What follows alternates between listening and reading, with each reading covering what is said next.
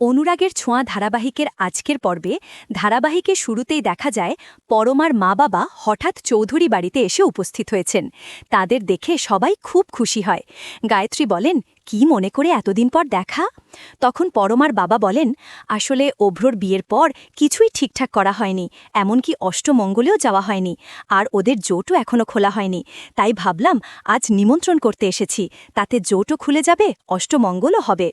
গায়ত্রী হেসে বলেন, অবশ্যই যাবে, কেন যাবে না? আপনারা কবে নিতে চান? তখন পরমার বাবা বলেন, আমরা চাই আজকেই আমাদের মেয়ে জামাইকে নিয়ে যাই, একটু আপ্যায়ন করি। ঠিক তখনই সেখানে আদিত্য আর সুদীপা আসে। গায়ত্রী সুদীপাকে দেখে বলেন, আপনার মেয়ে জামাই কিন্তু অষ্টমঙ্গলে আপনাদের বাড়িতে যাবে, এটা কিন্তু সবার কপালে জোটে না। এরপর গায়ত্রী অভ্রকে জিজ্ঞেস করেন, অভ্র তুমি যাবে তো? অভ্র বলে, বিয়েটা যখন তোমার পছন্দের মেয়েকে করেছি, তোমার সব কথা শুনেছি, তখন এটাও শুনব। গায়ত্রী আবারও বলেন, তুমি এমনভাবে কথা বলছো কেন? মনে হচ্ছে বিয়েটা করে সুখী নও। বিয়ের আগে তো বড় মাকে দেখে বেশ লাফালাফি করছিলে, এখন এমন কথা কেন বলছো? তখন অভ্র বলে, বিয়েটা করে আমার জীবনটাই পাল্টে গেছে। এদিকে আরতি এসে বলে, আমার এখানে একটা কথা বলার ছিল। সে বলে, এই বাড়ির ছোট ছেলেরও তো বিয়ে হয়েছে, তাদের জোটও খোলা হয়নি, মঙ্গল অমঙ্গলের একটা কথা তো আছেই। আরতির কথা শুনে অংশু রেগে গিয়ে বলে, তুমি একটা বাইরের লোক হয়ে এত কথা বলো কিভাবে? আমাদের ছেলে কি ওই গ্রামের বস্তিতে যাবে নাকি?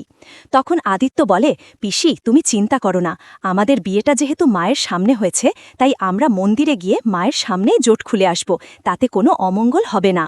অভ্র তখন বলে, তাহলে আমরাও মন্দিরে গিয়ে জোট খুলে আসব। তখন পরমার মা বলে ওঠে, আমার মেয়ে তো সবার মতো এতিম না, আমাদের পরিবার আছে, তাহলে তুমি কেন মন্দিরে গিয়ে জোট খুলবে? তখন আরতি বলে, কে এতিম আর কে নয় সেটা শুধু ভগবান জানেন, মাথার উপরে ভগবান আছেন, উনিই সব জানেন। কিছুক্ষণ পরে গায়ত্রী পরমার মা বাবাকে বলে, আপনারা নিশ্চিন্তে বাড়ি যান, আপনার মেয়ে জামাইকে আমি ঠিক সময় পাঠিয়ে দেব, চিন্তা করবেন না। তারা চলে গেলে গায়ত্রী অভ্রকে বলে, তুমি তো কখনো আমার সাথে এমনভাবে কথা বললে না, আজ কেন এমন আচরণ করছো? আমি ওনাদের কথা দিয়েছি, তোমরা অষ্টমঙ্গলা ওনাদের বাড়িতে যাবে, এটাই আমার শেষ কথা। পরের দৃশ্যে দেখা যায় সুদীপার ঘরে ইন্দিরা এসে তাকে বলে, এভাবে বসে থাকা যায় না মা, দেখবি একদিন তুই যেটা চাস সেটা পেয়ে যাবি। তখন সুদীপা বলে, আমার কারো কাছ থেকে কিছু চাওয়ার নেই মা। ইন্দিরা বলে, জানি তোর কিছু চাওয়ার নেই, কিন্তু যেটা তোর পাওয়ার অধিকার সেটা তুই পাবি। এই বাড়িতে অধিকার ছেড়ে চলে যাওয়া যায় না, নিজের অধিকার আদায় করে নিতে হয়। আমি মা হয়ে বলছি, একদিন সব ঠিক হয়ে যাবে, তোদের বিয়েটা যেভাবেই হোক না কেন সেটা ঠাকুরেরই ঠিক করা। সুদীপা তখন বলে, এত দিনেও কিছু ঠিক হয়নি মা। ঠিক তখনই আদিত্য এসে বলে, কোনটা ঠিক আর কোনটা ভুল সেটা আপনাকে নিয়ে ভাবতে হবে না। সুদীপা বলে, আপনি ধমক দিলেই তো মিথ্যাটা সত্যি হয়ে যাবে না। আপনাদের চোখে পড়ে না এই বাড়িতে আপনার মাকে সবাই অপমান করে? আপনার মায়ের কষ্টটা আপনারা বুঝতে পারেন না?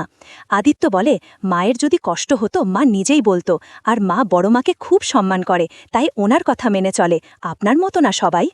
ইন্দিরা তখন বলে, তোরা এসব নিয়ে চুপ কর, আমার জীবন তো ফুরিয়ে এসেছে, এখন তোমাদের জীবন শুরু, তোমরা নতুন করে শুরু করো। সুদীপা বলে, আপনাদের বয়সে অনেকেই জীবন নতুন করে শুরু করে না মা, কিন্তু আমি একটা কথা বুঝি না, আপনার ছেলে মেয়ে কিভাবে আপনার কষ্টটা চোখের সামনে দেখে চুপ থাকে? ইন্দিরা কিছু না বলে শুধু বলে, আমার পা ধরে কথা দাও, মন্দিরে যাওয়ার পথে কেউ যেন ঝগড়া না করে। তারপর ইন্দিরা আদিত্যকে বলে, সবার অপমান আমারও কষ্ট দেয়, আমারও খারাপ লাগে, কিন্তু সেটা সুদীপার সাথে যেন না হয়। তুই তো তোর বাবার মতো না, তাই বলছি সব সময় ওর পাশে থাকিস। অন্যদিকে দেখা যায় পরমা আর অভ্র মিলে পরমার বাবার বাড়িতে যায় এবং সেখানে বিয়ের জোট খোলা হয়। তারপর পরমা নিজের ঘরে গিয়ে কান্না করে। মা এসে বলে, কি হয়েছে মা, তুই তো নিজের ঘরে আছিস, আমাদের কাছে আসিস, বল মা তোর এত কষ্ট কিসের? বাবা এসে বলে, তোর এই চোখের পানি আমরা রোজ সহ্য করতে পারি না, যদি ওখানে থাকতে না চাস তাহলে একবারে এখানে চলে আয়, জোর করে কিছু হয় না, তুই যদি ওখানে অখুশি থাকিস আমাদের খুব কষ্ট হয়। তখন পরমা কান্না করে বলে, মা আমি ভাবিনি আদিত্য আমার সাথে এমন ব্যবহার করবে। আদিত্য এখন ওর বউ সুদীপাকে নিয়ে খুব ভালো আছে, আমার কথা একবারও ভাবে না। আমি তো আদিত্যের কাছাকাছি থাকতে চেয়েই বিয়ে করেছিলাম, বাড়িতেও গিয়েছিলাম।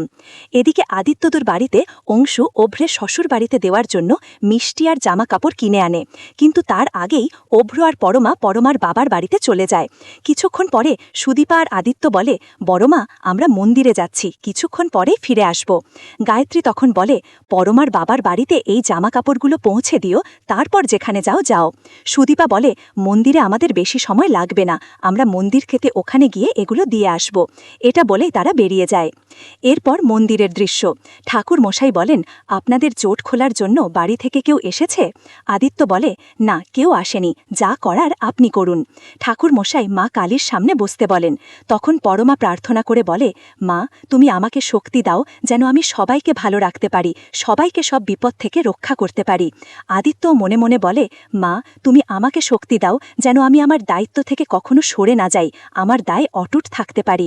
অপরদিকে দেখা যায় রূপাই মন্দিরে প্রতিটা মহিলার কাছে গিয়ে মা মা বলে খুঁজতে থাকে। এই ছিল অনুরাগের ছোঁয়া ধারাবাহিকের আজকের আপডেট। ভিডিওটি ভালো লাগলে চ্যানেলটি সাবস্ক্রাইব করে পাশে থাকা বেল আইকনটি অন করে দিন এবং আপনাদের মূল্যবান কমেন্ট করতে ভুলবেন না।